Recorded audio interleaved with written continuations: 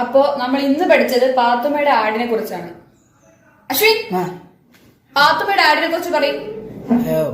പാത്തുമ്മയുടെ ആട് സൂപ്പറാണ്, അടിപൊളിയാണ്.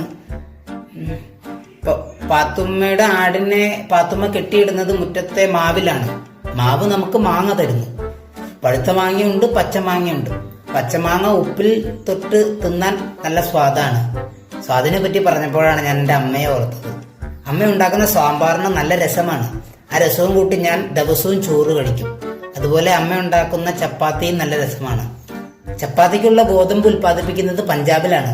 പഞ്ചാബിനെ പറ്റി പറയുമ്പോൾ പഞ്ചാബി ഹൗസിനേക്കാൾ എനിക്കിഷ്ടം മല്ലു സിംഗ് ആണ്.